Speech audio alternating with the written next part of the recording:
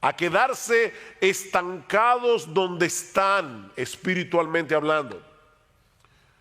Tal vez otros creyentes viven en mejores condiciones que yo, o recibieron una crianza diferente a la mía, o simplemente no tuvieron una vida tan pecaminosa como la que yo viví antes de ser cristiano. Pero mi caso es diferente. Yo estoy condenado a ser lo que soy. Ya yo llegué a donde iba. Y creo que es mejor reconocer mis limitaciones antes que seguir intentando llegar a ser lo que yo no soy y lo que nunca voy a poder llegar a ser. Bueno, eso es fatalismo.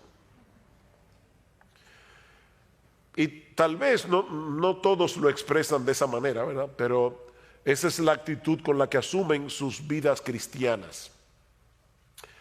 Estos creyentes tienen una teología basada en sentimientos, en sus experiencias pasadas y no en lo que Dios nos dice en su palabra.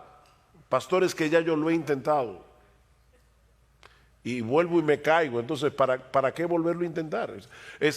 Mi experiencia pasada es lo que está determinando cómo yo vivo mi vida cristiana en el presente y cómo yo creo que debo vivir mi vida cristiana en el futuro. Pero yo no debo vivir mi vida cristiana a la luz de mis experiencias. Yo debo vivir a la luz de lo que dice Dios en su palabra. Estos cristianos se sienten atrapados como si no hubiera otra opción para ellos. Ahora, yo espero demostrar en este preditaller que sí hay otra opción si somos verdaderos cristianos, porque Dios nos ha dado todos los recursos que necesitamos para nuestro crecimiento espiritual. Y mañana vamos a hablar acerca de la suficiencia de las Escrituras y vamos a ampliar este tema, pero en esta tarde yo quiero decirles que ustedes no están condenados a quedarse donde están, ni yo tampoco. Solo que no existe ningún atajo en la carrera de la fe, ninguna experiencia mística o emocional que nos lleve a crecer espiritualmente de la noche a la mañana. No, mis hermanos, se trata de un proceso gradual que dura toda la vida por la obra del Espíritu Santo en nosotros a través de su palabra. Y de ahí la exhortación que nosotros encontramos en nuestro texto en el capítulo 2 de la primera carta del apóstol Pedro. Y allí tenemos en primer lugar un mandato. De hecho, el único mandato que hay en este pasaje que yo leí, y está en el versículo 2, desead. Desead como niños recién nacidos la leche espiritual no adulterada. Notan, mis hermanos, que no se trata de una sugerencia, es una orden. Lo que hace mucho que no pasaron por la escuela saben que la palabra desear aquí está en qué modo imperativo. ¿Y qué indica el modo imperativo? Es un mandato. Es una orden de parte de Dios, de manera que si tú eres un cristiano y en este momento tienes muy poco apetito por la palabra de Dios, Dios te está ordenando aquí a que comiences a desearla más. Dios te lo ordena. Noten que Pedro no nos está diciendo aquí que debemos leer la Biblia o memorizar la Biblia, o estudiar la Biblia, o incluso enseñarle la Biblia a otros. Por supuesto, debemos hacer todo eso. Debemos leer la Biblia, debemos memorizar la Biblia, debemos estudiar la Biblia, debemos enseñar la Biblia a otros. Pero ¿qué es lo que Pedro nos está ordenando aquí? Que la deseemos. Y ese es el enfoque, ese es el énfasis de mi taller. No es cómo leer la Biblia, no es cómo estudiar la Biblia. Lo que yo quiero que veamos en esta tarde es que debemos desear la Biblia, desear la palabra de Dios. Esta palabra transmite la idea de algo que se anhela fervientemente, algo que deseas con tal intensidad que ninguna otra cosa de este mundo sería capaz de satisfacer ese anhelo, el anhelo por la Biblia. Se trata de algo que percibes como una necesidad tan vital como el aire que respiras. De ahí la analogía o la comparación que usa Pedro. ¿Cómo debemos desear la leche espiritual de la palabra? ¿Cómo? Como niños recién nacidos. Y por si acaso, Pedro no nos está diciendo aquí que si tú eres un nuevo creyente, un niño que acaba de nacer en la fe, debes desear la palabra de Dios. No. No importa que tengas 5 meses de nacido o que tengas 80 años como cristiano.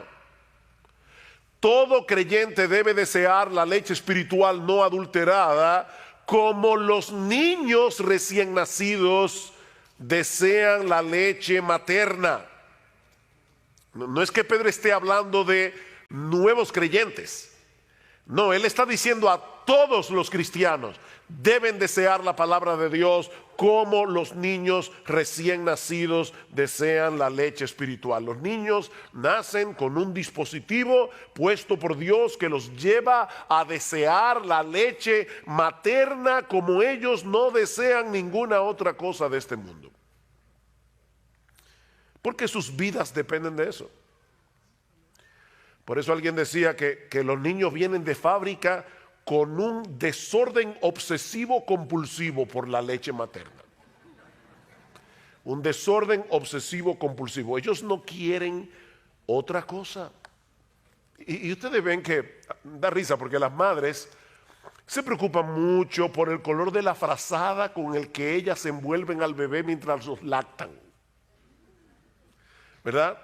Bueno, por lo menos en República Dominicana.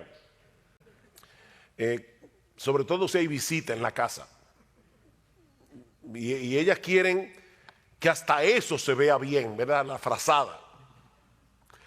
Pero créanme, los niños recién nacidos no tienen ningún interés por la frazada. A ellos no les importa de qué color es, no les importan los animalitos que la abuelita le bordó. Ellos quieren leche. La leche de la mamá. No les interesa otra cosa. Tú le puedes ofrecer un peluche sumamente llamativo, pero ellos no quieren un peluche, ellos quieren leche. Y tienen una alarma horrible para que no se te olvide. Hace mucho oí la historia de un señor que tenía muchísimas deudas. Y alguien le preguntó, ¿y cómo tú duermes por las noches debiendo tanto dinero? Y dice, yo duermo como un bebé. ¿De verdad? Dice, sí, despierto cada 3 horas llorando. Porque eso es lo que hacen los bebés. Los bebés despiertan cada 3 horas. Yo no sé por qué la gente dice dormí como un bebé y los bebés duermen. Eso es como una alarma ahí. Y comienzan grita hasta que la mamá les da la leche. Es un desorden obsesivo compulsivo que tienen los bebés. Bueno, hermanos, Pedro nos está diciendo en este texto que es así como tú y yo debemos desear la Biblia. Oh, wow. Ya como que no da mucha risa, ¿verdad? Pedro nos está diciendo, ¿tú eres un cristiano? Desead como niños recién nacidos la leche espiritual no adulterada. Como los niños desean la leche de la mamá. Dice el salmista en el Salmo 19, versículo 10, que la palabra de Dios era para él más deseable que el oro, que mucho oro afinado, y era para él más dulce, y más dulce que la miel que destila del panal. Y lo mismo expresa el autor del Salmo 119. Algunos creen que el autor del Salmo 119 era Esdras, el escriba. Pero sea quien haya sido el autor del Salmo 119, mis hermanos, este hombre escribió un poema de amor dedicado a la Biblia. Lean el Salmo 119 con eso en mente y se van a dar cuenta que es un poema de amor. Un hombre enamorado de la Biblia. Y solamente por citar algunos textos del Salmo 119, versículo 16, me deleitaré en tus estatutos y no olvidaré tu palabra. Versículo 20, quebrantada está mi alma, anhelando tus ordenanzas en todo tiempo. Versículo 47, me deleitaré en tus mandamientos, los cuales amo. Versículo 72, mejor es para mí la ley de tu boca que millares de piezas de oro y de plata. Versículo 97, oh cuánto amo tu ley, todo el día es ella mi meditación. Versículo 131, abrí mi boca y suspiré porque anhelaba tus mandamientos. Versículo 162, me regocijo en tu palabra como quien haya un gran botín. Eso es desear como niños recién nacidos la leche espiritual no adulterada. Y créame, tuve que seleccionar algunos textos del Salmo 119.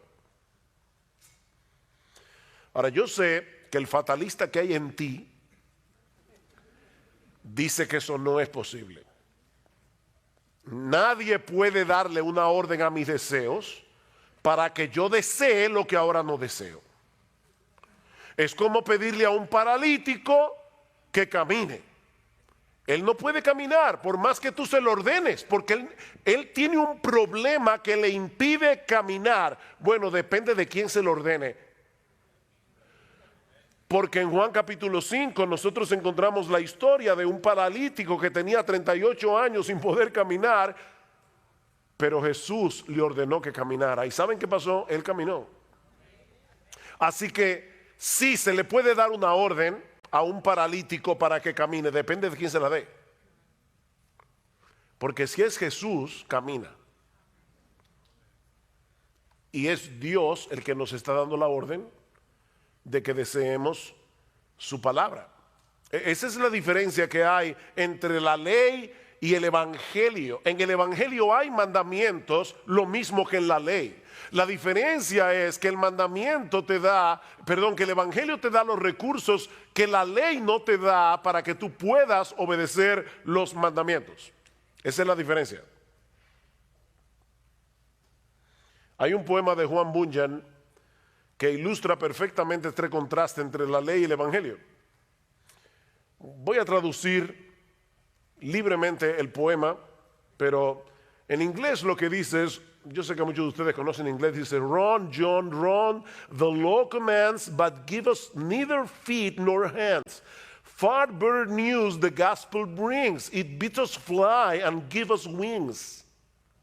¿Qué es lo que dice Munjan? Corre, Juan, corre, la ley ordena, pero no nos da ni pies ni manos. Una noticia mucho mejor nos trae el evangelio, porque nos invita a volar y nos da alas. Nos invita a volar y nos da alas. No sé cuántos de ustedes han leído las Confesiones de Agustín. Si no la han leído, de verdad deberían leerla. No es un pecado mortal no leerla, es venial, pero deberían leerla. Pero en las Confesiones de Agustín hay una oración que Agustín le hace a Dios. Él le dice a Dios, concédeme lo que mandas y mándame lo que quieras. Concédeme lo que mandas y mándame lo que quieras. Somos nosotros los que debemos obedecer los mandamientos de Dios. Somos nosotros los que debemos usar los medios de gracia que Él nos ha provisto para crecer espiritualmente, como leer la Biblia, por ejemplo. Pero de antemano nosotros sabemos que no vamos a poder avanzar ni un solo paso en nuestra vida cristiana si no es en dependencia del Espíritu Santo. Así que no te quedes paralizado donde estás. Reconoce tu impotencia delante de Dios, pero clama por su ayuda y amparado por la fe en sus promesas, sigue corriendo.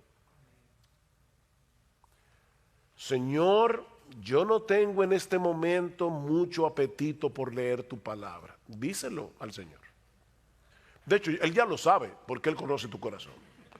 Señor, yo no tengo mucho apetito en este momento por leer tu palabra, al menos no con ese desorden obsesivo compulsivo con el que los niños recién nacidos desean la leche de su mamá. Pero yo te ruego, Señor, que abras mis ojos para que yo pueda ver las maravillas de tu ley, porque esa es una de las cosas que te van a llevar a desearla más. Cuando tú veas las maravillas que están encerradas en este libro, Señor, yo te ruego que me lleves a anhelarla más que a millares de oro y plata. Mientras tanto, Señor, por la fe yo voy a leer tu palabra, aunque ahora no la desee, porque yo sé que es por medio de ella que tú vas a hacer la obra en mí de desearla. O sea, fíjate lo que estoy diciendo.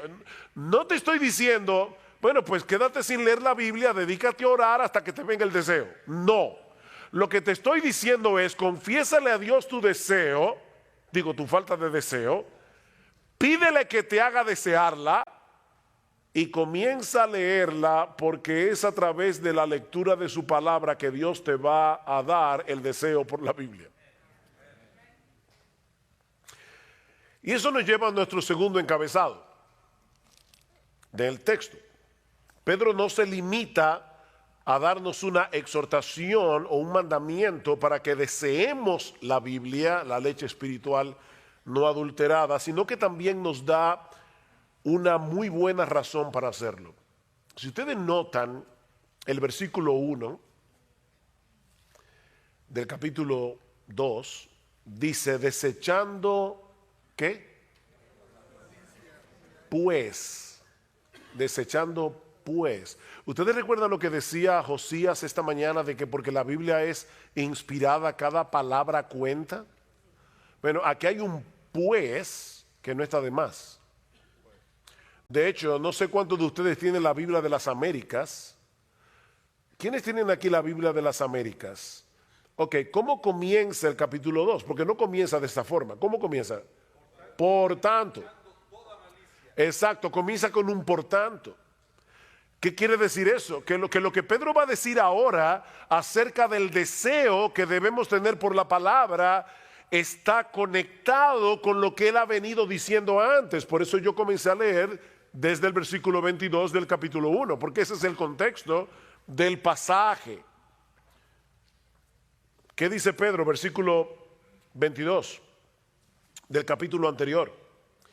Habiendo purificado vuestras almas por la obediencia a la verdad mediante el Espíritu para el amor fraternal no fingido, amaos unos a otros entrañablemente de corazón puro, siendo renacidos o habiendo nacido de nuevo, no de simiente corruptible, sino de incorruptible, por medio de la palabra de Dios que vive y permanece para siempre. Por tanto, desechando toda malicia, ¿ven el punto? La conexión. Fue por el poder de la palabra que Dios impartió en nosotros una nueva vida, dice Pedro, al punto de ser capaces de amarnos unos a otros con un amor sincero de hermanos. O sea, la palabra de Dios es tan poderosa que a través de su palabra nuestros corazones fueron purificados, nuestros corazones fueron libertados de la esclavitud del pecado, fueron libertados del orgullo, fueron libertados del egoísmo. ¿No es eso lo que nos impide amar a los demás? Bueno, Pedro dice, fue por la palabra que ustedes fueron purificados de esa manera, para que se puedan amar. Dice en Santiago capítulo 1 versículo 18, en el ejercicio de su voluntad, Él nos hizo nacer por la palabra de verdad, para que fuéramos las primicias de sus criaturas. El nuevo nacimiento se produce por la palabra. ¿Qué debemos hacer ahora? Alimentarnos de esa misma palabra que nos dio vida.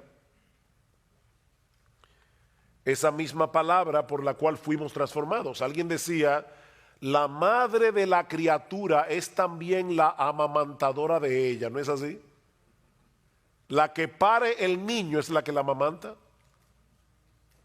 Bueno, ¿quién te parió? Te parió Dios, ¿por medio de qué? Por medio de su palabra. Eso es lo que Pedro está diciendo. Fuiste engendrado por la palabra, amamántate de la palabra. Ahora tienes que seguir alimentándote por esa misma palabra, porque este libro no es un mero registro de las cosas que Dios hizo por nosotros o que Dios habló en un pasado distante. No, mis hermanos, esta es la palabra viva exhalada por el Dios vivo. Por eso es que constantemente nosotros encontramos expresiones en la Biblia como, por eso es que dice el Espíritu Santo, no dice dijo, dice el Espíritu Santo. Como en Hebreos capítulo 3, versículo 7 creo, como dice el Espíritu Santo. Todavía lo sigue diciendo. Esta palabra sigue hablando hoy como cuando se pronunció por primera vez. Es una palabra viva. Y ya oyeron ustedes hablando de la inspiración bastante hoy. Toda la escritura es inspirada por Dios y útil para enseñar, para redarguir, para corregir, para instruir en justicia, a fin de que el hombre de Dios sea perfecto, enteramente preparado para toda buena obra. Es la palabra exhalada de Dios. Es por eso que este libro es eficaz, porque está vivo. Increíble. Bueno, iba a usar esa ilustración mañana, pero bueno, ya, ni modo. ¿Saben que leí recientemente que una sociedad de ateos en Estados Unidos estaba haciendo fuerza porque sacaran la Biblia de los hoteles? La Biblia de los Gedeones. Y la pregunta mía es, ¿y por qué los ateos quieren que saquen la Biblia de los hoteles? ¿Será porque ellos creen que ella es capaz de convertir a la gente? Parece verdad como que los ateos tienen más fe en la palabra que muchos cristianos. Ellos le tienen miedo a este libro, a lo que este libro puede hacer, y por eso quieren sacarlo de las escuelas, quieren sacarlo de los hoteles, quieren sacarlo de todas partes. La palabra de Dios es viva y eficaz y más cortante que toda espada de doble filo. La palabra de Dios está viva. Este libro está vivo. Es un libro poderoso. O el texto que citó nuestro hermano Carballosa ahora, dice, por eso también nosotros sin cesar damos gracias a Dios, 1 Tesalónica 2:13, de que cuando recibisteis la palabra de Dios que oísteis de nosotros, dice, la aceptasteis no como la palabra de hombres, sino como lo que realmente es, estoy leyendo de las Américas, la palabra de Dios, la cual también hace su obra en vosotros los que creéis, hace su obra. Es una palabra viva. Dios sigue hablando hoy a través de su palabra para transformar la vida de aquellos que la reciben por medio de la fe. Esta es una palabra que nunca perderá su poder de transformar.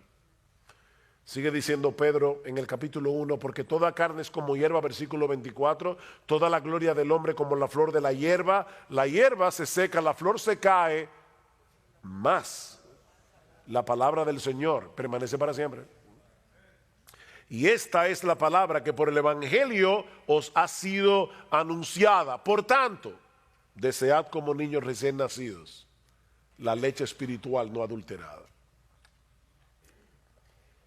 La misma palabra que Dios usó para darnos vida es la misma que Él usa para sostener y fortalecer esa nueva vida. Y aunque el texto no lo menciona explícitamente, la persona divina que hace eso es el Espíritu Santo por medio de la palabra. Noten cómo Pedro comienza su primera carta, versículo 1, del capítulo 1. Pedro, apóstol de Jesucristo, a los expatriados de la dispersión en el Ponto, Galacia, Capadocia, Asia y Bitinia, elegidos según la presencia de Dios Padre en santificación del Espíritu para obedecer y ser rociados con la sangre de Jesucristo. Es el Espíritu Santo el que hace esa obra por medio de su palabra. De manera que si tú quieres ver a Dios obrando en tu vida, si tú quieres que Él se manifieste en tu vida, sumérgete en este libro. Porque es aquí y no en ningún otro lugar donde Él se manifiesta. Yo escucho personas Personas en el pueblo evangélico que quisieran tener alguna experiencia espectacular para poder sentir la presencia de Dios. No, ¿tú quieres encontrarte con Dios? Búscalo aquí. Oye, que no lo vas a encontrar en ningún otro lugar. Tú quieres encontrarte con Dios, búscalo en este libro. Aquí es donde Dios se revela. Ustedes recuerdan aquella famosa escena cuando Elías manda a matar a los profetas falsos de Baal y él mismo sale huyendo al monte Carmelo y se esconde de la furia de Jezabel. Y dice que el Señor se le aparece en el primer libro de Reyes, capítulo 19. Escuchen lo que dice a partir del versículo 11. Y he aquí Jehová que pasaba y un grande y poderoso viento que rompía los montes y quebraba las peñas delante de Jehová, pero Jehová no estaba en el viento. A los que les encanta la cosa, no, ahí no estaba Dios. Y tras el viento un terremoto, ahí sí. No, Jehová tampoco estaba en el terremoto. Y tras el terremoto un fuego, ahí sí, fuego es lo que queremos. No, Jehová no estaba en el fuego. Y tras el fuego un silbo apacible y delicado. Y cuando lo oyó Elías, cubrió su rostro con su manto y salió y se puso a la puerta de la cueva. Y he aquí vino a él una voz diciendo: ¿qué haces aquí, Elías? ¿Se dan cuenta? El Señor no estaba ni en el viento, ni en el terremoto, ni en el fuego. Él estaba en el sonido susurro apacible de su voz. Dios se manifiesta en su palabra, Él actúa por medio de su palabra, Él se revela en su palabra, Él allí nos da a conocer lo que Él ha hecho, hace y hará a nuestro favor. Es por eso que esta palabra no solo alimenta, es una palabra que deleita. Vean una vez más el versículo 3 del capítulo 2 de Primera de Pedro. Dice: si es que habéis gustado la benignidad del Señor. Y podemos traducirlo también: ya que habéis gustado. No es que lo pone en dudas, es una cláusula en griego que se puede traducir como algo afirmativo. Ya que habéis gustado de la bondad del Señor. ¿En qué ustedes creen que Pedro estaba pensando? ¿Qué texto bíblico del Antiguo Testamento creen ustedes que Pedro estaba pensando cuando escribió eso? Pueden decir el texto, aunque no sepan la calle ni el número de la casa. Gustad y ved que es bueno Jehová, dichoso el hombre que en él confía. Salmo capítulo 34, versículo 8. Probablemente Pedro estaba pensando en eso. Gustad, probad que Dios es bueno, es dichoso el hombre que confía en un Dios tan bueno como nuestro Dios. Ahora déjenme hacerles una pregunta. ¿En qué lugar nosotros podemos saborear la bondad del Señor? Porque Pedro y el salmista están diciendo: vengan y saboreen la bondad del Señor para que puedan confiar en Él. La pregunta que estoy haciendo es: ¿dónde nosotros podemos saborear la bondad del Señor? En la palabra de Dios. ¿Dónde fue que nos enteramos de que nuestro Dios nos había elegido para salvación desde antes de la fundación del mundo? Nos enteramos en su palabra. ¿En qué lugar fue que llegamos a conocer el carácter de Dios al cual habíamos ofendido con nuestros pecados, pero también el plan que Él diseñó para poder darnos su justicia sin pasar por alto nuestra culpabilidad? ¿Dónde aprendimos eso? ¿En la Biblia? ¿Dónde podemos conocer las preciosas y grandísimas promesas de las que se nos habla en 2 de Pedro capítulo 1 versículos 3 y 4? Dejándonos ver en cada una de esas promesas la ternura de su bondad para con nosotros si somos sus hijos. ¿Dónde sabemos eso? ¿O dónde podemos saborear eso? En su palabra. Así que es una leche que alimenta pero es una leche que deleita. Es una leche que deleita. Miren, mis hermanos, nosotros deberíamos leer la Biblia todos los días. Todos los días. Pastores, que yo no tengo tiempo. Ok, déjame decírtelo tiernamente, no mientas. No mientas. Dice John Piper que él cree que Dios movió las cosas para que se inventara el Facebook y el Twitter para demostrar en el día del juicio que no era verdad, que no había tiempo para leer la Biblia y orar.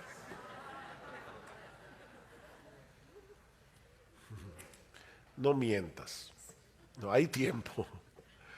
Lo que pasa es que el tiempo para leer la Biblia no se encuentra.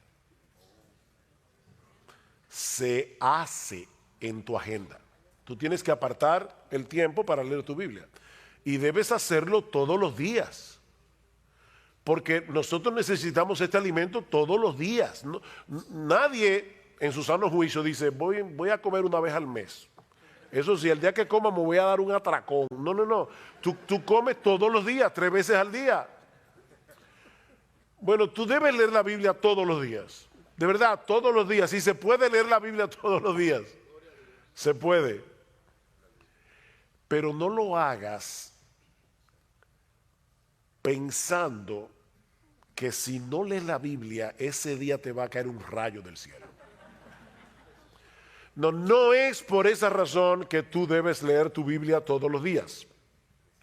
No leas la Biblia por el temor de que si no la lees, Dios te va a castigar o ese va a ser un mal día para ti, todo te va a salir en contra. No. Nosotros leemos la Biblia cada día para conocer mejor a Jesucristo. Nosotros leemos la Biblia cada día para conocer mejor el diamante del Evangelio, que tiene demasiadas aristas y hay que verlo por todos lados para entenderlo cada vez mejor. ¿Saben para qué? Para que Cristo sea cada vez más precioso para nosotros. Es por eso que debemos leer la Biblia.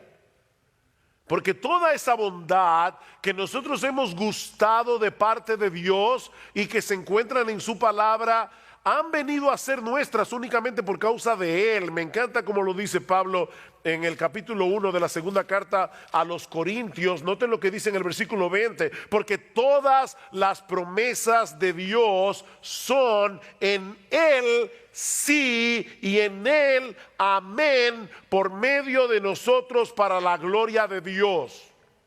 No pierdan de vista la coma. Pablo no está diciendo que todas las promesas de Dios son en el sí, en el amén. No, en Él sí, coma, y en Él, amén, en quien todas las promesas de Dios son sí y amén, en Cristo Jesús. Sin Cristo nosotros no tendríamos derecho a apropiarnos de ninguna promesa bíblica. Así que cada vez que tú leas una promesa en la Biblia, aunque esté en el Antiguo Testamento, piensa en Jesús. Jehová es mi pastor, nada me faltará. Wow, qué hermoso. Bueno, esa promesa no es para ti si tú no estás en Cristo. Y por lo tanto, esa promesa habla de Cristo. Cualquier promesa que haya en la Biblia, son en Él sí y en Él amén. Por lo tanto, ¿por qué tú debes leer la Biblia todos los días? Para enamorarte más de Jesús, que hace posible que Dios te trate con bondad y no con juicio, ya que habéis gustado la benignidad del Señor, la bondad del Señor. Por eso es que debes desear como niño recién nacido la leche espiritual no adulterada, porque esa bondad la gustas aquí es donde se gusta esa bondad. Porque es aquí que nos muestran a Cristo como el mediador que hace posible que todas las promesas de Dios sean sí y amén para nosotros. Así que ya hemos visto dos cosas. Hemos visto la exhortación o el mandato, desead como niños recién nacidos. La razón, ya que habéis gustado la bondad del Señor y la gustaste aquí. Pero veamos ahora, en tercer lugar, los obstáculos. Los obstáculos. Hay algunas cosas que estropean nuestro apetito por la Biblia. Y lo encontramos en el versículo 1. Desechando pues toda malicia, todo engaño, hipocresía, envidias y todas las distracciones, desead como niño recién nacido. Aquí está el problema. Ven, el problema no es falta de tiempo. No, el problema está en el versículo 1. Desechen esto. Y la palabra que se traduce aquí como desechar da la idea de quitarse algo de encima, como cuando uno se quita una ropa sucia, una ropa contaminada. El tiempo del verbo que Pedro usa aquí nos muestra que se trata de una acción enérgica, una acción determinante. Desecha de una vez por todas esos pecados que están destruyendo, que están estropeando, que están minando tu apetito por la palabra de Dios. Desecha esos pecados. Ahora, quiero ponerlos a pensar y así me siento más tranquilo con mi conciencia de que de verdad fue un taller y no que estaba predicando.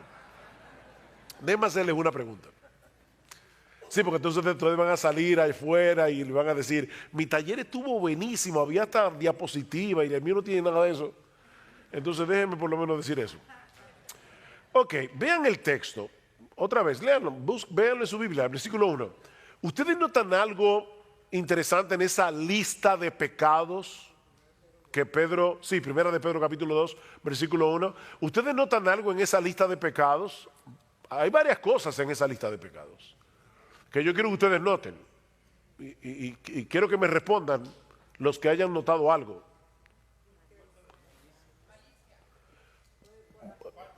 No, pero de la lista en sí, entera, ¿qué ven ustedes en la lista como un todo? Esa es la pregunta, perdonen que usted no hice la pregunta correctamente. Bueno, son pecados, obviamente. Oh, perdón, ¿cómo fue? Todos los pecados que están ahí son relacionales. Hay un montón de pecados que Pedro ni menciona. Esta lista no es exhaustiva. Todos los pecados de los que Pedro está hablando allí son relacionales. Todos tienen que ver en nuestro trato unos con otros. Por ejemplo, ahí no se habla del adulterio, no se habla del homicidio. Bueno, el homicidio es contra otro, pero no se habla ahí de eso. Son pecados relacionales. Pecados que atentan contra el amor. ¿Por qué? Porque Pedro acaba de decir que la palabra de Dios purificó nuestras almas para el amor fraternal, no fingido, de manera que ahora nosotros formamos parte de una comunidad de santos donde nos ayudamos mutuamente, porque resulta que el crecimiento en la piedad no se hace solo. Nosotros necesitamos una comunidad para amar la palabra y para obedecer la palabra. Y ahora Pedro nos está diciendo, cuídate de esos pecados que te alejan de la iglesia, cuídate de esos pecados que te alejan de la comunidad de santos, porque esos mismos pecados te alejan de la Biblia. Porque Dios te salvó para que tú seas parte de una comunidad. La vida cristiana no puede vivirse en soledad. De manera que nosotros podemos englobar todos esos pecados en uno solo. No actúen en ninguna manera que sea contraria al amor fraternal. ¿Saben por qué? Porque eso afectará nuestro apetito por la palabra. Cuando tú tienes problemas relacionales, también tienes problemas con el Señor. Y ya tú no quieres ir a su palabra. Porque la Biblia te manda que te arregles con tu hermano, que perdones, que no tengas amargura. La Biblia te manda todo eso. Entonces es difícil uno tener problema con la gente y meterse en este libro. Échense de vosotros toda amargura, enojo, ira, gritería, maledicencia. Eso está en Efesios capítulo 4, versículo 32. Pastores, que yo no la puedo perdonar. No, otra mentira, tú no la quieres perdonar, eso es diferente. Entonces tú no puedes amar este libro y estar con problemas con todo el mundo, no puedes. Eso va a minar tu apetito por la Biblia. Ahora, no tienen algo interesante o algo más interesante aquí. Así como estos pecados arruinan nuestro deseo por la Biblia es el único antídoto que puede equiparnos para luchar adecuadamente contra esos pecados. O sea, esta leche espiritual no adulterada contiene todos los anticuerpos que necesitamos para luchar eficazmente contra los virus pecaminosos que atacan constantemente nuestra vida cristiana y sobre todo nuestra relación con los demás. En la misma medida en que saboreemos la bondad de Dios en Cristo revelada en las Escrituras, en esa misma medida será más fácil para nosotros luchar contra esos pecados que destruyen nuestra relación con los demás y nuestro deseo por la Biblia. Mira, si tú estás atesorando a Cristo por lo que estás aprendiendo de Él en su palabra, te será más fácil luchar contra la malicia, el engaño, la hipocresía, la envidia y la difamación. Repito eso. Si tú estás atesorando a Cristo por lo que estás aprendiendo de Él en su palabra, te será más fácil desechar la malicia, el engaño, la hipocresía, la envidia y la difamación. Vean el capítulo 1, y voy a leer un pasaje un poco largo, pero noten lo que dice Pedro en el versículo 3 del capítulo 1, hasta el versículo 9. Bendito el Dios y Padre de nuestro Señor Jesucristo, que según su grande misericordia nos hizo renacer para una esperanza viva por la resurrección de Jesucristo de los muertos, para una herencia. A todo el mundo le encanta la palabra herencia. Murió el tío rico. Bueno, no me voy a alegrar, pero me dejó una herencia. Para una herencia incorruptible, incontaminada e inmarcesible, reservada en los cielos para vosotros, que sois guardados por el poder de Dios mediante la fe, para alcanzar la salvación que está preparada para ser manifestada en el tiempo postrero, en lo cual vosotros os alegráis, aunque ahora por un poco de tiempo, si es necesario, tengáis que ser afligidos en diversas pruebas, para que sometida a prueba vuestra fe, mucho más preciosa que el oro, el cual aunque perecedero se prueba con fuego, sea hallada en alabanza, gloria y honra cuando sea manifestado Jesucristo, a quien amáis sin haberle visto, en quien creyendo aunque ahora no lo veáis, os alegráis con gozo inefable y glorioso, obteniendo el fin de vuestra fe, que es la salvación de vuestras almas. Wow, qué pasaje. Pregunta. ¿Qué tiene que envidiarle a los demás una persona que ha sido hecha coheredera con Jesucristo y que está experimentando aquí y ahora ese gozo inefable y lleno de gloria del que Pedro está hablando ahí? Piénsenlo. Una persona que de verdad se está alimentando de lo que dice ahí. ¿Cómo? ¿Y qué tú le vas a envidiar a otra persona? ¿Qué malicia vas a tener? La malicia de la que Pedro habla aquí es el deseo no solamente de tener lo que el otro tiene, sino de que él no tenga lo que yo no tengo. Somos bárbaros. Es increíble la maldad que hay en el corazón humano.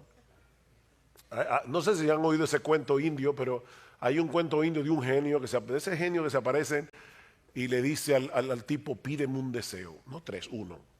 Pídeme un deseo, lo que yo quiera, lo que tú quieras. Pero te advierto que lo que tú me pidas, al vecino le voy a dar el doble. O sea que si yo te pido $1.000.000, al vecino le doy 2. Una mansión, 2 mansiones al vecino. No, si es así, déjame pensarlo. Finalmente el tipo le dijo: déjame ciego de un solo ojo. Óigame. Es que mire, somos envidiosos. Nos molesta que el otro tenga lo que yo no tengo. Ahora, de verdad, y no me digan, no, pastor, yo desde que me convertí nunca he envidiado a nadie. Mentiroso, eso no es verdad. Pero lo que pasa es que la envidia es tan sucia que a la gente no le gusta reconocerla.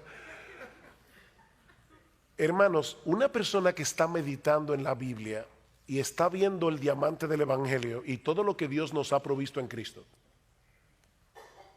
va a desechar toda malicia, engaño, hipocresía. Ven el punto, desead como niños recién nacidos, pero antes desecha todo aquello. Para que puedas desear la leche espiritual. Pero hay algo más en el texto que ya hemos mencionado, pero que ahora vamos a enfocar de manera más particular, aunque brevemente. Perdona, ¿qué hora fue que empezamos? No, en serio, no es relajo. ¿Ah?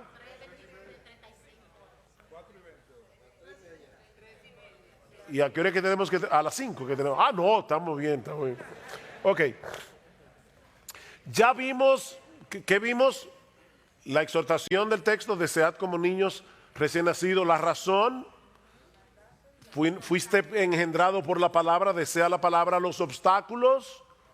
Ahora veamos el resultado.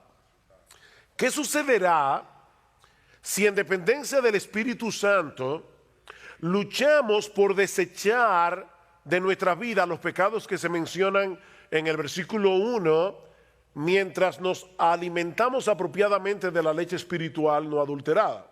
¿Qué va a pasar? Vean otra vez el versículo 2.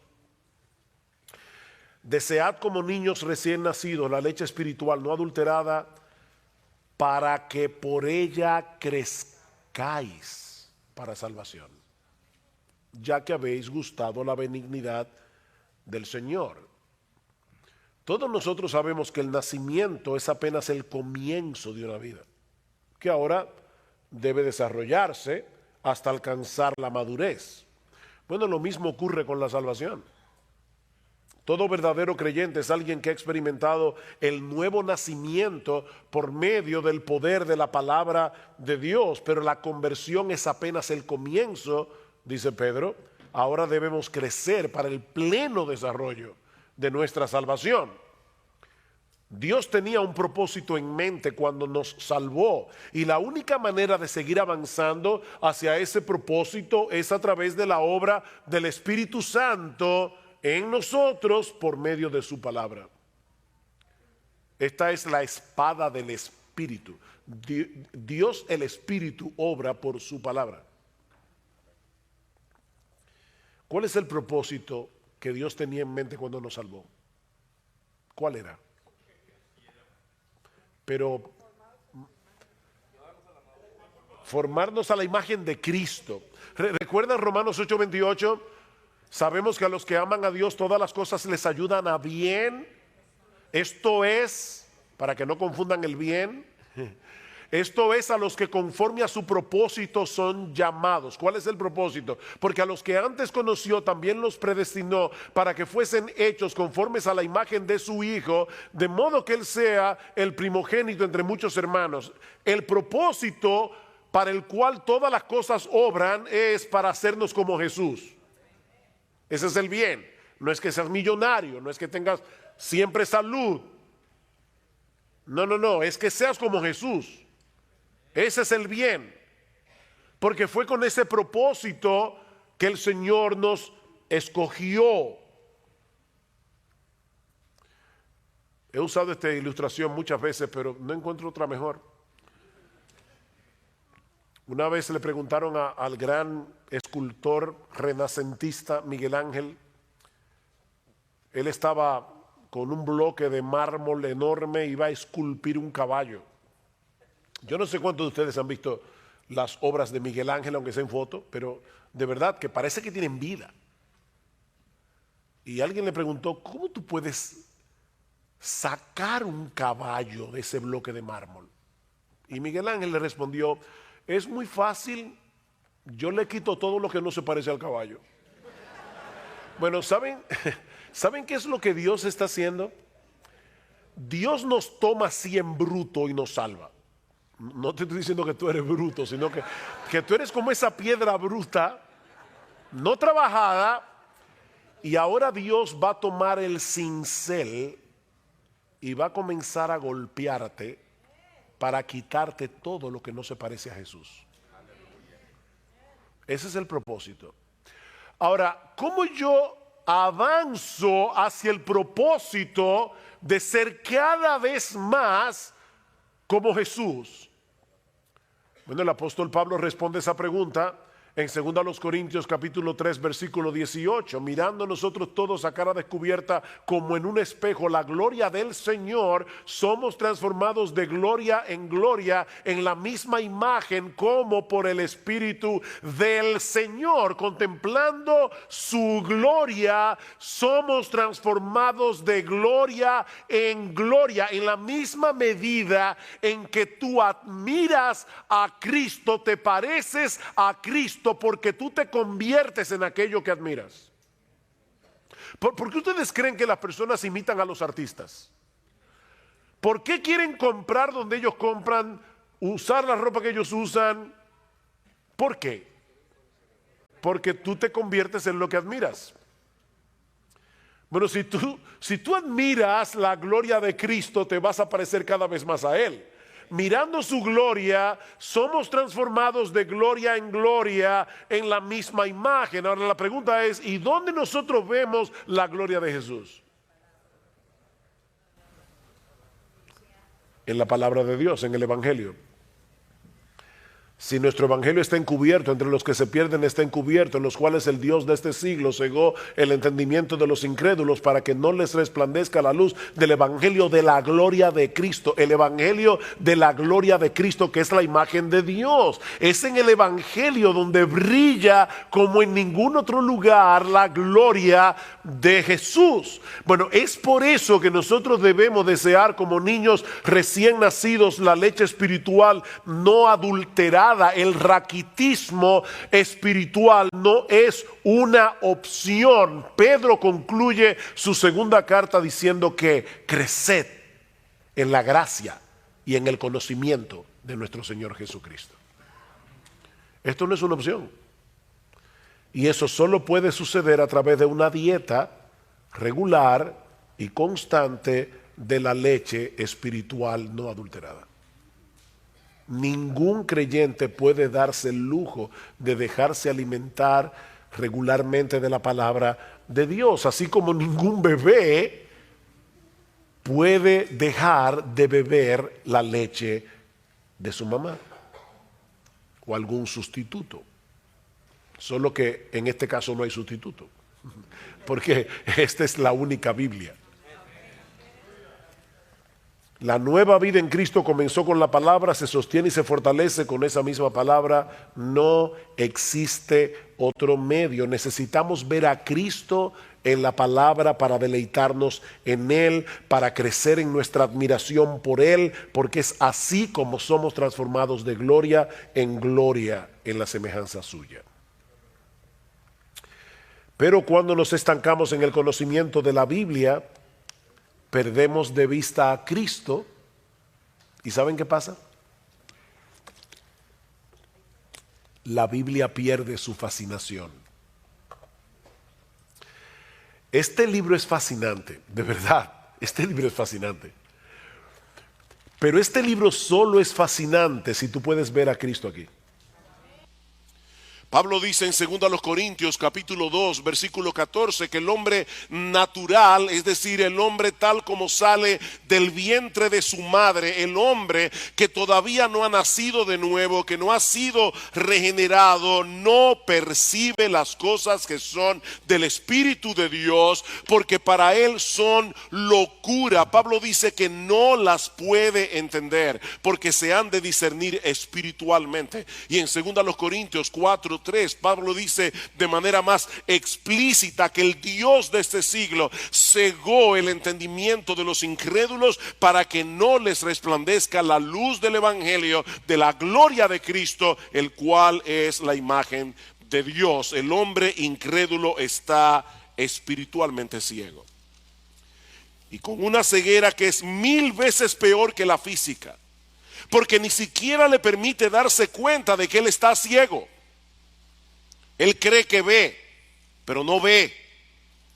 Y ese es precisamente el tema de la porción del Evangelio de Marcos que estudiaremos en esta mañana. Marcos capítulo 8, vamos a estar viendo los versículos 1 hasta el 26. Es un pasaje muy extenso, por lo que no vamos a detenernos en cada uno de los detalles que aparecen allí, pero aún así, mis hermanos, vale la pena entender esta porción del Evangelio de Marcos como un todo para poder ver el hilo de pensamiento que corre a través de esta sección del Evangelio.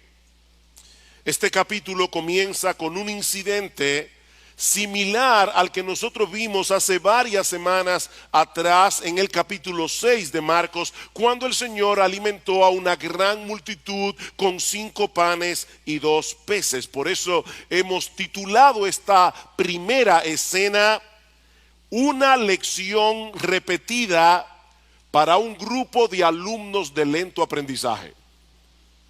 ¿Qué es lo primero que nosotros tenemos en los versículos 1 al 9 del capítulo 8 del Evangelio de Marcos? Una lección repetida para un grupo de alumnos de lento aprendizaje. Marcos capítulo 8 versículos 1 al 3. En aquellos días, es decir, que Marcos está conectando lo que él ha venido describiendo del ministerio de Jesús en esa región llamada Decápolis, al otro lado del Jordán. Dice: en aquellos días, cuando de nuevo había una gran multitud que no tenía que comer, Jesús llamó a sus discípulos y les dijo: tengo compasión de la multitud, porque hace ya 3 días que están conmigo y no tienen que comer. Y si los despido sin comer a sus casas, desfallecerán en el camino, pues algunos de ellos han venido de lejos.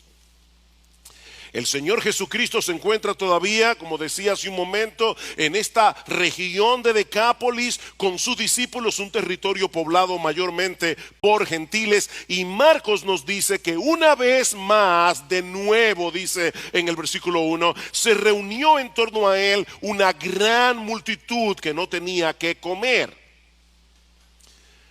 ¿Cuánto desearíamos los pastores siempre tener congregaciones así? ¿Ustedes se imaginan? 3 días aquí predicando la palabra y que a ustedes se les olvide que no tienen que comer. Eso sería fantástico.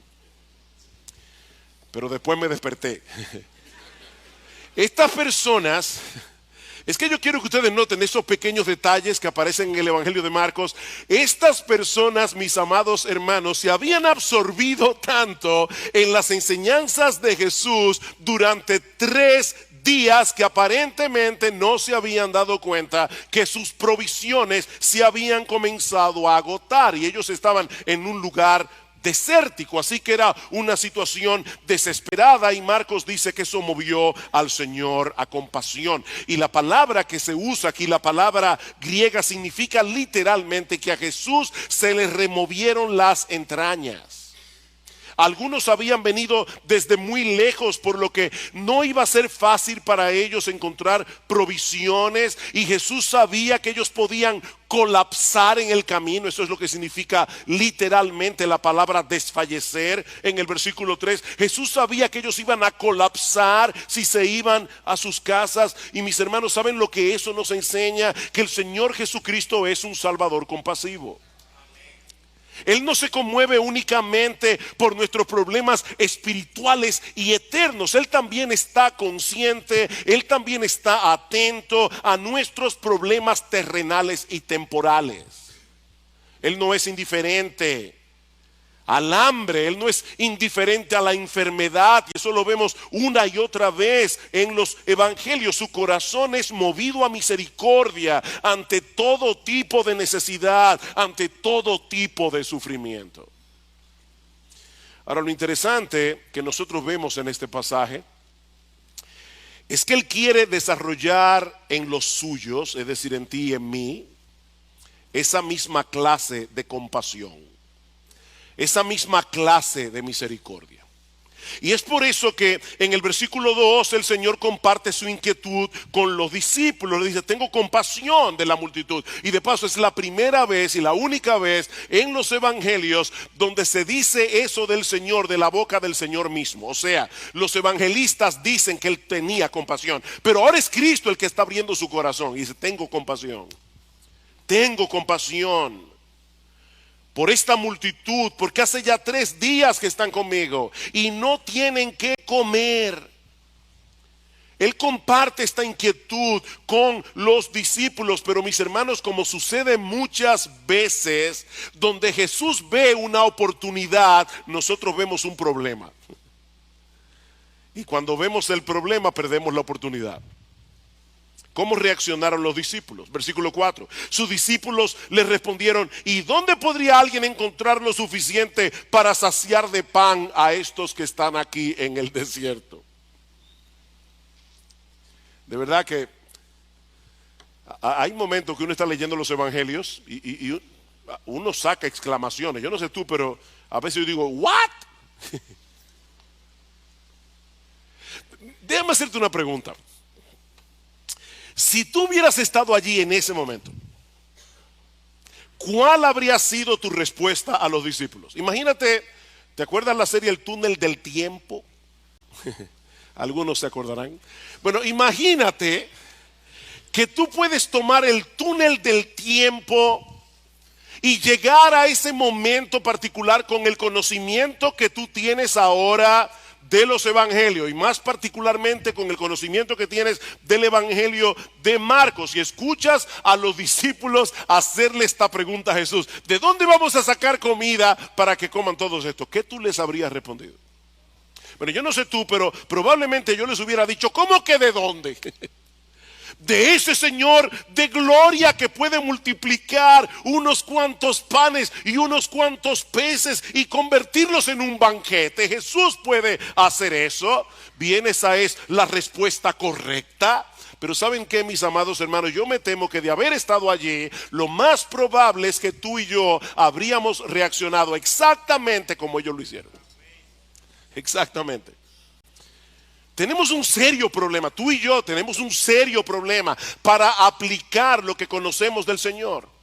Cuando estamos en un momento difícil, cuando estamos en medio de la prueba, cuando estamos en medio del dolor, se nos olvidan los principios bíblicos, se nos olvida la teología.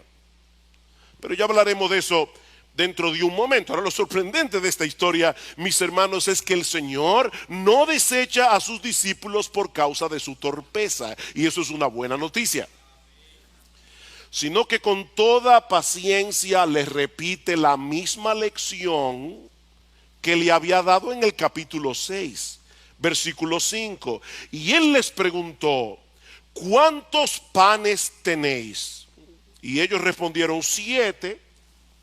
Entonces mandó a la multitud que se recostara en el suelo, y tomando los 7 panes, después de dar gracias, los partió y los iba dando a sus discípulos para que los pusieran delante de la gente, y ellos los sirvieron a la multitud. También tenían unos pocos pececillos, aparentemente sardinas, y después de bendecirlos, mandó que estos también los sirvieran. Todos comieron y se saciaron, y recogieron de lo que sobró de los pedazos 7 canastas. Los que comieron eran unos 4,000, y los despidió.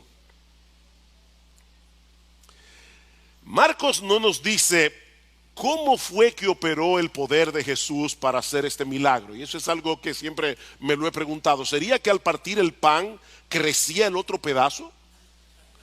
¿O sería que en la canasta donde estaban los 7 panes y los pocos pececillos comenzaron a aparecer de la nada panes y peces? Nosotros no lo sabemos. Y ¿saben qué, mis amados hermanos? No tiene la menor importancia, porque sea de un modo o de otro, el punto es que el Señor alimentó milagrosamente a un montón de personas con 7 panes y unos pocos pececillos. Es el mismo que en el principio creó de la nada con el poder de su palabra los cielos y la tierra. Él estaba allí ese día, encarnado en persona, y sigue siendo el mismo en el día de hoy.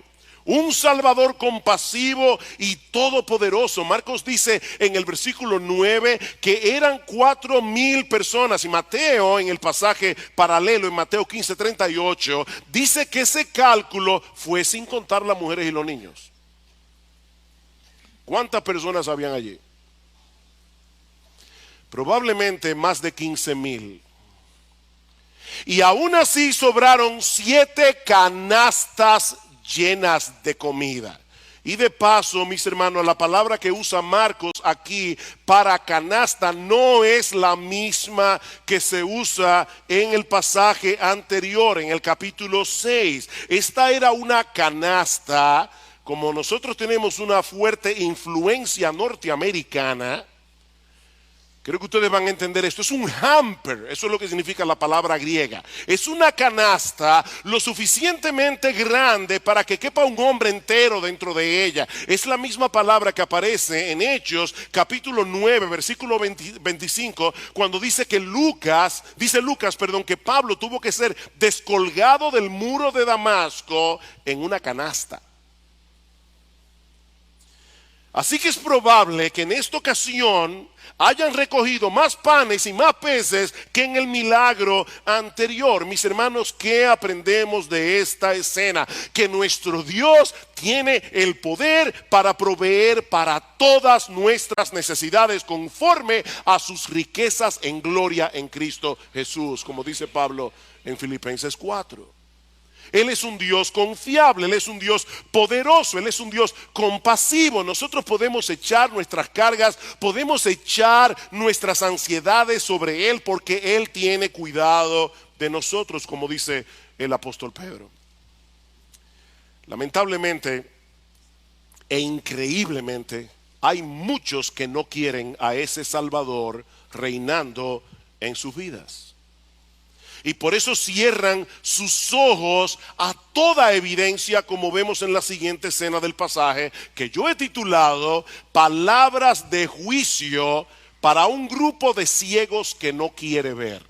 Palabras de juicio para un grupo de ciegos que no quiere ver. Marcos nos dice en el versículo 10 que inmediatamente después del milagro Jesús se embarcó a la región de Dalmanuta con sus discípulos, donde es confrontado por los fariseos. Versículo 10: y subiendo enseguida la barca con sus discípulos fue a la región de Dalmanuta. Entonces salieron los fariseos y comenzaron a discutir con él, buscando de él una señal del cielo para ponerle a prueba. Esta fue la última confrontación de Jesús con los líderes religiosos de Israel en la región de Galilea, porque unos días más tarde el Señor iba a dirigirse a Jerusalén y allí sería juzgado, allí sería condenado a muerte. Así que en cierto modo, mis amados hermanos, lo que nosotros estamos viendo aquí en el capítulo 8 del Evangelio de Marcos marcó el principio del fin del ministerio terrenal de Jesús. Y es interesante notar que los fariseos fueron a buscar a Jesús para discutir con él. No fue que se encontraron con Jesús por accidente. Ellos andaban detrás de Jesús. ¿Y saben por qué andaban detrás de Jesús? Porque estos hombres no soportaban el evangelio de la gracia. Ellos andaban detrás de Jesús porque ellos estaban tan absortos en su propia justicia que ellos odiaban el evangelio. El evangelio era un insulto para estos hombres. Y ellos veían a las personas yéndose detrás de Jesús y estaban preocupados y querían desacreditar al Señor delante de todo el mundo, y por eso es que le piden una señal del cielo. ¿Notaron eso? Danos una señal del cielo. Y ese detalle es importante. Los judíos pensaban que Satanás podía imitar los milagros de Dios siempre y cuando se tratara de cosas que ocurrían aquí en la tierra. Pero ellos creían que Satanás no puede imitar los milagros que ocurren en el cielo, y eso es precisamente lo que ellos están pidiendo aquí. No vengas con esos milagros que tú haces aquí en la tierra, porque ya sabemos que el diablo puede hacerlos también. Haz algo verdaderamente extraordinario, algo que tenga que provenir directamente del trono de Dios. Detén el sol como hizo Josué en Gabaón, o haz que llueva fuego del cielo como hizo Elías. Eso es lo que nosotros queremos. Una señal del cielo. No venga con un milagrito aquí, no. ¿Cuál fue la respuesta de Jesús a esta ridícula petición? Versículo 12. Suspirando profundamente en su espíritu, dijo: ¿por qué pide señal esta generación? En verdad os digo que no se le dará señal a esta generación. Y dejándolos, se embarcó otra vez y se fue al otro lado. Mira, si tú vas delante de alguien y le demandas algo y su reacción es un profundo suspiro, déjame decirte algo, puedes estar seguro que lo que sigue no será nada bueno. Ese suspiro de Jesús fue una fuerte reprensión a este grupo de hombres que había determinado rechazarle a él como el Mesías profetizado en el Antiguo Testamento, no importa las evidencias que lo señalaban a él como el Mesías. Ahora, hermanos, para poder entender lo que está sucediendo aquí, es necesario que nosotros vayamos al capítulo 6 del Evangelio de Juan. No tienen que buscarlo, pero luego del primer milagro de la multiplicación de los panes y los peces, los judíos le hicieron a Jesús una petición similar. Dice en Juan capítulo 6 versículo 30: ¿qué señal haces tú para que veamos y te creamos? Nuestros padres comieron el maná en el desierto, como está escrito: pan del cielo les dio a comer. Y Jesús les dijo: de cierto os digo, no os dio Moisés el pan del cielo, mas mi Padre os da el verdadero pan del cielo, porque el pan de Dios es aquel que descendió del cielo y da vida al mundo. En otras palabras, Jesús les está diciendo: ¿ustedes creen que Dios autenticó a Moisés porque les dio a comer el maná en el desierto? No, yo soy el verdadero pan que descendió del cielo para darles vida. En una forma todavía más clara, lo que Jesús está diciendo es: ustedes me están pidiendo a mí que les dé una señal y no se están dando cuenta que yo soy la señal. Yo soy la señal. Si ustedes no creen, a pesar de lo que han visto en mí, no van a creer de ningún modo, porque no existe una señal más convincente que yo. Yo soy la señal.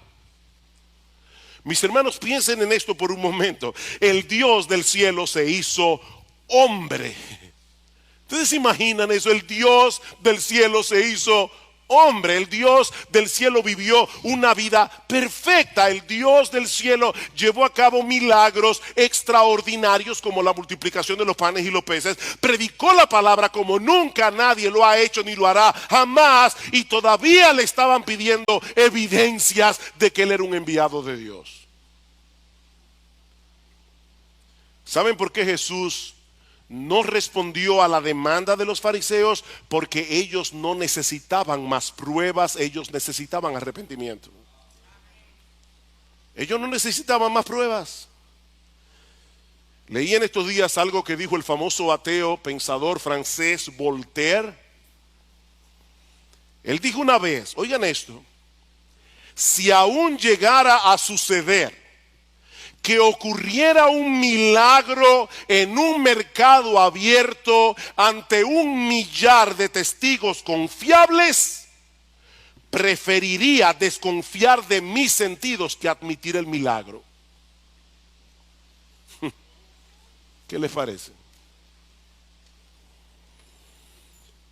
¿Cuál es el peor ciego? El que no quiere ver. No hay peor ciego que el que no quiere ver.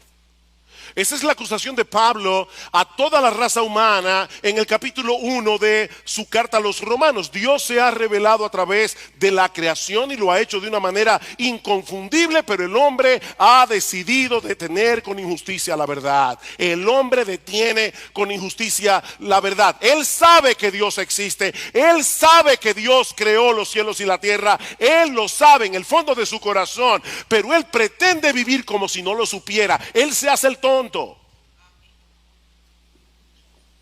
Yo decía, ayer puse un Twitter. Sí, yo uso Twitter. Un Twitter que decía, no es por ser más inteligente que los incrédulos son incrédulos, es porque son deshonestos intelectualmente. Son deshonestos intelectualmente. En Juan capítulo 3 dice, la luz vino al mundo. Ese es el problema, la luz vino al mundo. ¿Y qué hicieron los hombres? Amaron más las tinieblas que la luz. Mis hermanos, eso es trágico. Esta petición ridícula de los fariseos evidenciaba tal dureza de corazón, tal obstinación contra la verdad, que no valía la pena hacer el menor esfuerzo para tratar de convencerlos de lo contrario. Marcos dice que el Señor los dejó y se fue hacia el otro lado del mar. Y mis hermanos, esto no fue un simple traslado de un lugar a otro, esto fue un abandono. Esa es la idea. El Señor es muy paciente, muy paciente. Pero mi amigo, si tú estás aquí sin Cristo, déjame darte una advertencia muy sobria, muy solemne. Hay un momento en que el incrédulo traspasa una línea de no retorno. Una línea conocida únicamente por Dios. Cuando termina toda oportunidad de arrepentimiento, ese día los fariseos cerraron para siempre las puertas de salvación para ellos. Para siempre. Probablemente no volvieron a ver a Jesús nunca más. Esto es trágico. Pero el texto no termina allí. Marcos también nos narra otro incidente que nos revela otro tipo de ceguera espiritual, una ceguera que afecta a los creyentes. Los líderes religiosos de Israel estaban completamente ciegos, estaban voluntariamente ciegos, pero ahora Marcos quiere hacernos ver que los discípulos también tenían un serio problema en su entendimiento de las cosas. Por eso yo he titulado la siguiente escena, unas palabras de reprensión para un grupo de creyentes con miopía espiritual. Unas palabras de reprensión para un grupo de creyentes con miopía espiritual. El Señor y los discípulos se van en la barca al otro lado del mar, pero Marcos nos dice en el versículo 14 que se habían olvidado de traer panes para todo el grupo. De hecho, Marcos incluye el detalle de que había un solo pan en la barca para 13 hombres, bien comidos, pescadores, hombres que hacían mucha fuerza física. Y nosotros podemos suponer que los discípulos le estaban dando mente al asunto, tal vez preocupados de que Jesús les preguntara por la comida y quedara evidenciado que habían sido unos irresponsables. En ese contexto, el Señor les da la advertencia que encontramos en el versículo 15. Y él les encargaba diciendo, tened cuidado, guardaos de la levadura de los fariseos y de la levadura de Herodes. En el pasaje paralelo, en el Evangelio de Mateo, se incluye también la levadura de los saduceos. Así que si tomamos los dos pasajes, Jesús les dijo, tengan cuidado con la levadura de los fariseos, con la levadura de los saduceos y con la levadura de los herodianos. Estos eran los tres grupos de influencia en la sociedad judía de aquel tiempo. Los fariseos eran los legalistas, aquellos que se querían salvar a través de su obediencia, aquellos que creían ganarse el favor de Dios a través de rituales, a través de su obediencia a los 10 mandamientos. Luego estaban los saduceos. Los saduceos eran los teólogos liberales de aquellos días, aquellos que no aceptaban la inspiración total del Antiguo Testamento. Y luego estaban los herodianos. Los herodianos fácilmente se hubieran postulado en las elecciones de República Dominicana y habrían ganado muchos votos. Eran los secularistas de la época. Ahora, no olviden, hermanos, que los apóstoles eran creyentes, con la única excepción de Judas. Estos hombres lo habían dejado todo para seguir a Cristo, pero aún así el Señor les advierte que se cuidaran de la influencia de estos grupos. Cuídense de esa levadura. Ustedes saben lo que hace la levadura, ¿verdad? Usted pone un poquito de levadura en la masa del pan y esa levadura leuda todo, afecta todo. Bueno, por esa razón la levadura se usa en la Biblia metafóricamente para señalar algo que nos puede parecer pequeño, pero que puede traer una significativa alteración en todo lo que toca. De ahí que la levadura vino a ser un símbolo de aquello que corrompe, de aquello que destruye. Mis hermanos, déjenme decirles algo con todo mi corazón de pastor en esta mañana. Nadie, incluyendo el mismo que está predicando, nadie aquí es inmune al legalismo. De hecho, si tú quieres ver a un legalista, mírate al espejo. Nosotros todos somos legalistas en recuperación. Es increíble cómo escuchamos una y otra vez el mensaje del evangelio y la tendencia del corazón es a querer ganarnos el favor de Dios a través de lo que hacemos. Cuidado con la levadura de los fariseos. Iglesia bíblica del Señor Jesucristo, en el siglo XXI, cuídense de la levadura de los fariseos. Es dañina, es terrible en la vida de un cristiano. Pero cuídense también de la levadura de los saduceos.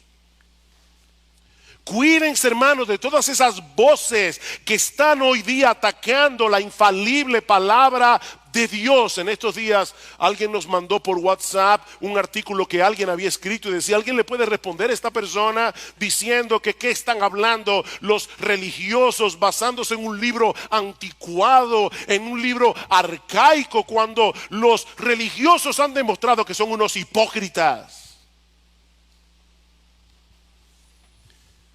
No me pude contener y puse otro Twitter. No recuerdo exactamente cómo decía, pero era algo como esto: la hipocresía siempre estará presente en todo grupo religioso, pero Jesús sigue siendo la verdad y la Biblia sigue siendo su palabra.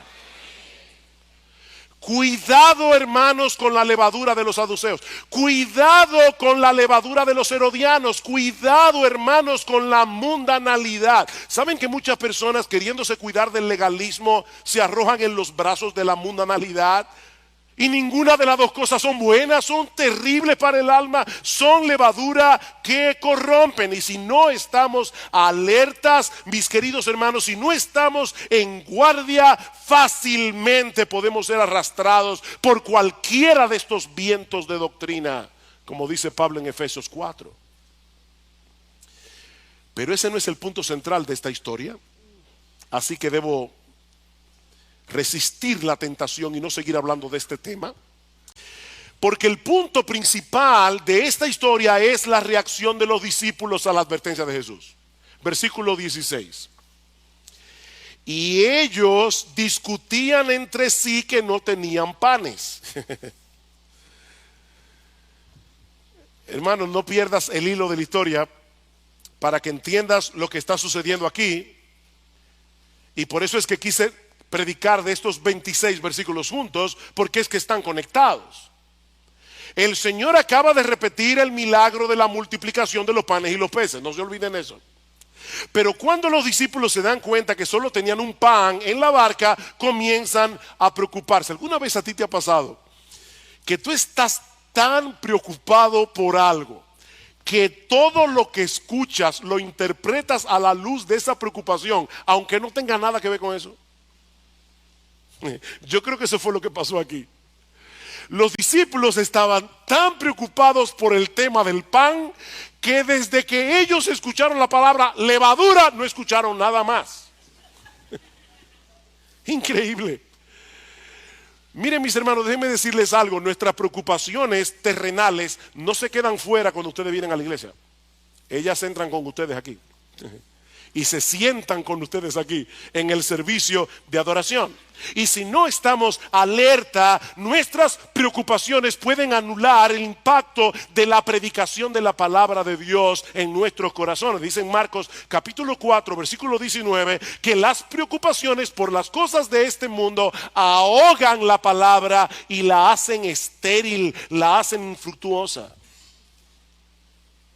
Pregunta: ¿cómo podemos combatir eso? Pero yo pienso que la respuesta se encuentra en el pasaje paralelo otra vez en el Evangelio de Mateo. Dice en Mateo capítulo 16 versículo 18 que el Señor introdujo estas preguntas que aparecen en Marcos capítulo 8 diciendo a los discípulos: hombres de poca fe. Esa frase no la incluye Marcos. Hombres de poca fe, ¿por qué discutís entre vosotros que no tenéis pan? Ahí está la clave. El Señor estaba hablando de algo tan serio, pero ellos no pudieron entenderlo por causa de su incredulidad. La preocupación que tenían por la falta de pan no era más que un resultado de su falta de fe. Y esa falta de fe que producía preocupación entorpecía su entendimiento. Versículo 17. Dándose cuenta, Jesús le dijo: ¿por qué discutís que no tenéis pan? ¿Aún no comprendéis ni entendéis? ¿Tenéis el corazón endurecido? El Señor quiere despertar a sus discípulos a la realidad de que un corazón regenerado, un corazón nacido de nuevo, puede padecer cierto grado de endurecimiento, puede padecer cierto grado de insensibilidad espiritual que no nos permite entender ni asimilar la palabra de Dios. Versículo 18. Teniendo ojos no veis, y teniendo oídos no oís. Ellos tenían ojos, ellos tenían oídos. Cristo les había abierto los ojos en la conversión, pero no estaban viendo. Déjenme hacerles una pregunta, hermanos. ¿Qué cita bíblica está usando Jesús aquí? Teniendo ojos no veis, y teniendo oídos no oís. Isaías capítulo 6. Una cita que Jesús había usado en Marcos capítulo 4 versículo 11 al 12 para decir a los fariseos de su época: por ustedes, dijo Isaías, teniendo ojos no veis, teniendo oídos no oís.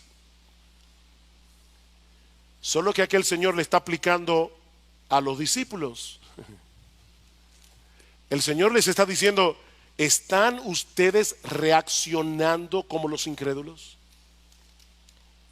¿No recordáis, versículo 18, no recordáis cuando partí los 5 panes entre 5,000? ¿Cuántas cestas llenas de pedazos recogisteis? Y lean el texto con un poco de imaginación. 7. Imagina. ¿Cuánto? 7. Y cuando partí los 7 panes entre los 4,000, ¿cuántas canastas llenas de pedazos recogiste? Ellos dijeron, en la primera fueron 12, ahora fueron 7. Y les digo: ¿aún no entendéis? Mis hermanos, cuidado con ser excesivamente duros con los discípulos sin reconocer al mismo tiempo que muchas veces nosotros somos como ellos. Nos resulta tan difícil conectar los puntos. Olvidamos tan fácilmente.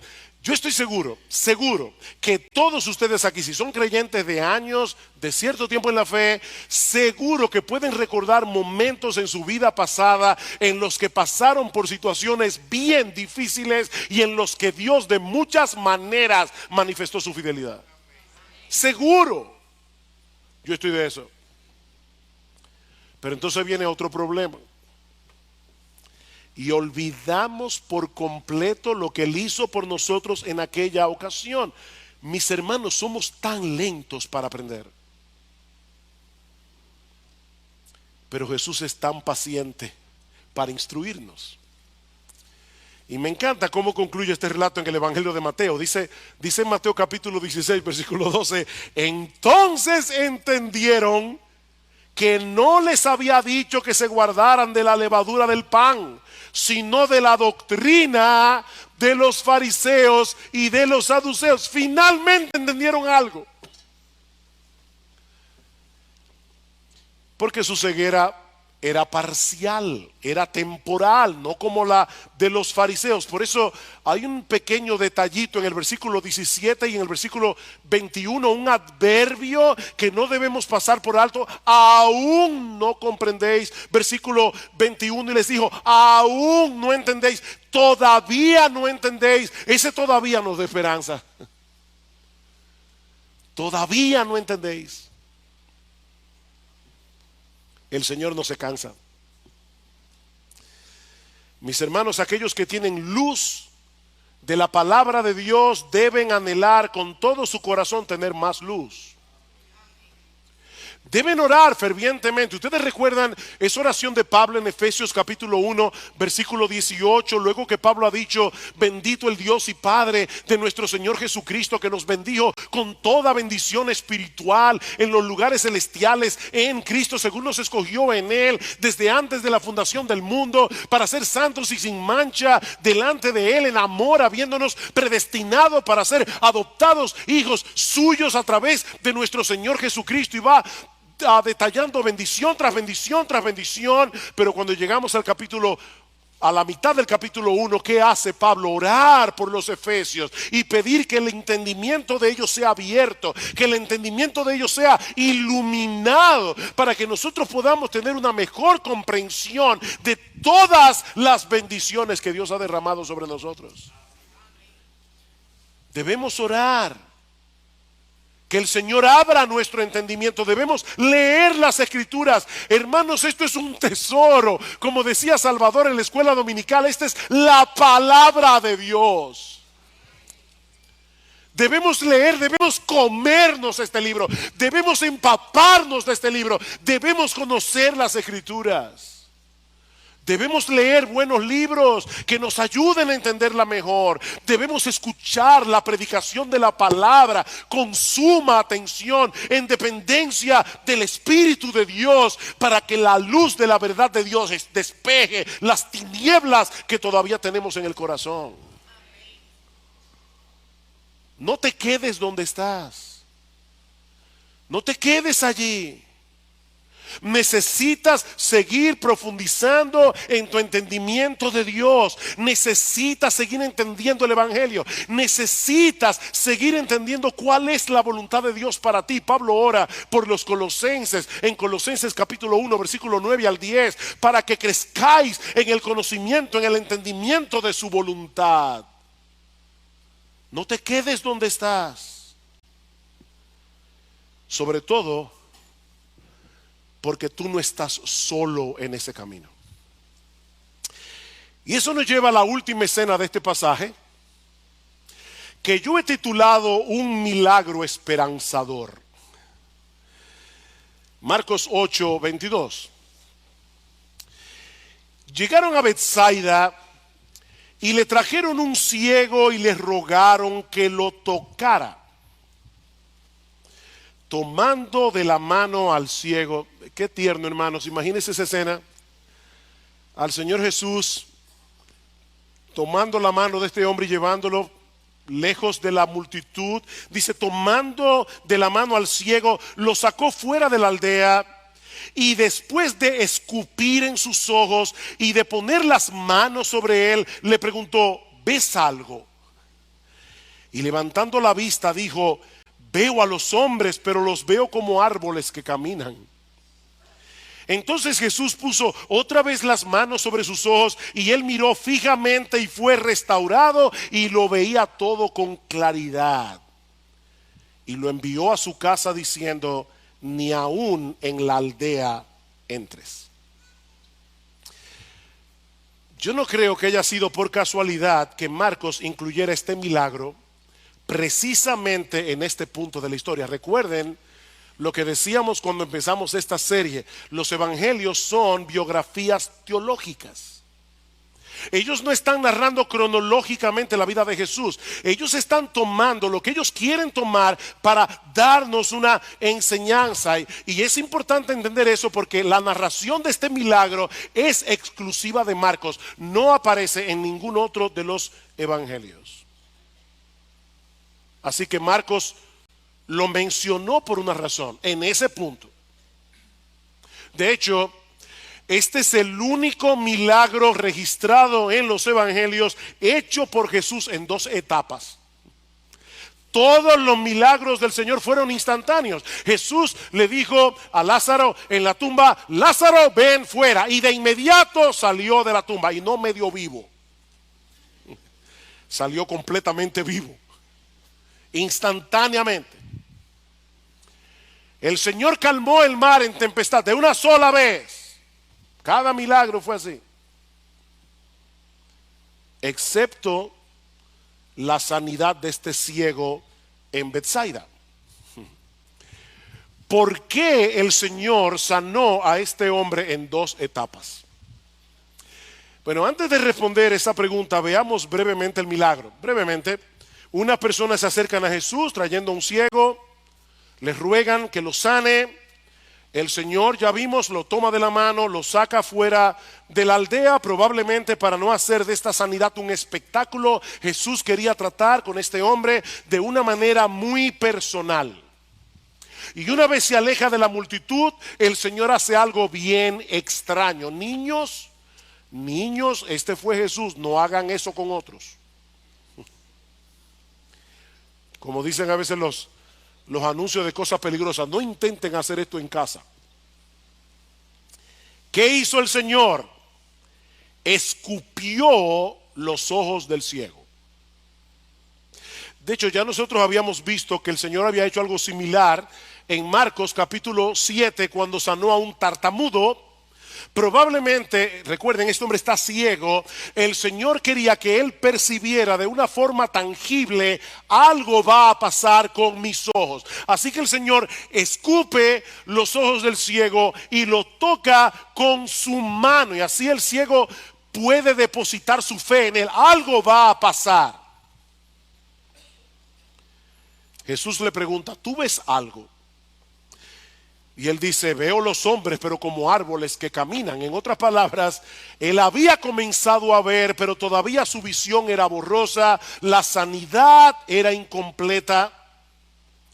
Así que el Señor pone las manos sobre sus ojos una vez más.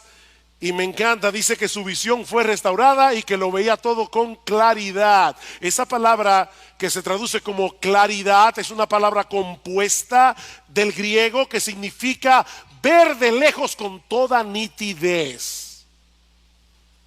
20.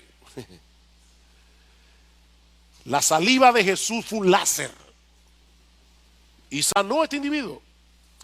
Ahora bien, otra vez, hermanos, ¿por qué Jesús sanó a este ciego en dos etapas? Bueno, muchos comentaristas, y yo estoy completamente de acuerdo, entienden que Cristo quería hacerle ver a los discípulos en una forma gráfica el problema de visión que ellos tenían. Ellos necesitaban seguir avanzando en su proceso de entendimiento. Recuerden la pregunta del versículo 17: ¿es que aún no comprendéis ni entendéis? Versículo 18: teniendo ojos no veis. La visión de los apóstoles era como la de este hombre al principio. Ellos habían recibido visión espiritual cuando se convirtieron en el Señor, pero todavía era borrosa. Ellos veían las realidades espirituales como árboles que caminan. Estos hombres necesitaban crecer en su entendimiento. Y este milagro era una especie de ilustración viviente, no solo de su necesidad, sino de la obra que Jesús iba a seguir haciendo en ellos. Hay mucho que aprender, hermanos, y mucho que creer. Importante eso. Hay mucho que aprender y mucho que creer. El conocimiento teórico no sirve de nada aquí hasta que no lo aplicamos en el momento de las pruebas, hasta que no lo aplicamos en medio de las dificultades de la vida. Los discípulos vieron al Señor multiplicar panes y peces. Yo estoy seguro que si alguien les hubiera dado un examen teológico inmediatamente después del milagro y hubiera una pregunta: ¿es Jesús capaz de alimentar a un montón de personas con unos cuantos peces? Todos los apóstoles hubieran sacado 100 en el teórico. Pero cuando se subieron en la barca y se dieron cuenta de que habían olvidado el pan, entraron en pánico.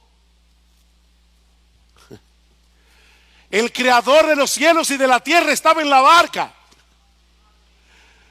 El que puede crear panes del aire estaba allí. Pero ellos estaban en pánico.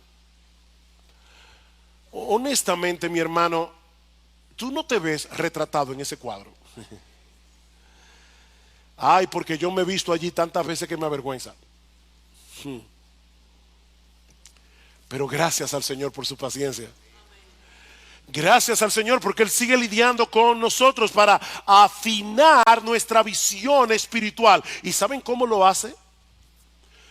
Proveyéndonos conocimiento a través de la lectura de la palabra, a través de la predicación en la iglesia, a través de otros hermanos, a través de buenos libros, y luego nos coloca en situaciones de prueba en las que tenemos que aplicar el conocimiento aprendido. Las pruebas de la vida son el examen práctico. Y lo bueno, aunque algunos tal vez dirán que eso no es tan bueno, pero lo bueno es que el Señor no se cansa en su trabajo oftalmológico. Él seguirá afinando nuestra visión, afinando nuestra visión, afinando nuestra visión hasta que lleguemos a su presencia. Así que mira, mi hermano, si tú puedes identificar en tu vida que te falta mucho por entender, anímate. Anímate, porque eso quiere decir que tienes visión. O como dice Paul Tripp, eso quiere decir que la gracia te alcanzó. La gracia te alcanzó. La gracia te ha visitado. Y ahora tienes algo de visión. Ahora, si tú eres incapaz de ver tu necesidad de un Salvador, si tú eres incapaz de percibir tu necesidad de ver más claramente, mi amigo, yo te tengo una mala noticia y una buena noticia. La mala es que estás ciego. Tú estás ciego. Estás tan ciego que ni siquiera te das cuenta de que estás ciego. Estás tan ciego que tú no puedes ver que no puedes ver. Tú crees que ves, pero no ves. Esa es la mala noticia. La buena es que Dios te trajo hoy aquí para que escuches ese diagnóstico. Dios te trajo aquí para que tú sepas cuál es el estado de tu alma. Dios te trajo aquí en esta mañana. Dios te trajo, mi amigo. Yo no sé quién te invitó. Dios te trajo aquí para que veas la necesidad que tienes de visión, para que veas la necesidad que tú tienes de venir a Cristo en arrepentimiento y fe. Tú necesitas un Salvador. Tú necesitas al Salvador. Dice el Señor en Juan capítulo 8 versículo 12: yo soy la luz del mundo. Yo soy la luz del mundo. El que me sigue no andará en tinieblas, sino que tendrá la luz de la vida. Mi amigo, ¿por qué andar a tientas y a oscuras cuando la luz de este mundo te está ofreciendo en esta mañana abrirte los ojos del entendimiento en este mismo instante, gratuitamente por gracia, por medio de la fe? ¿Por qué andar a tientas y a oscuras? Por eso yo decía que este es un milagro esperanzador, porque nos muestra el poder de Cristo para restaurar la visión que el hombre ha perdido por causa del pecado. Mi amigo, Cristo puede darte visión aquí y ahora. Si confías enteramente en Él, si miras hacia Él como tu única esperanza de salvación.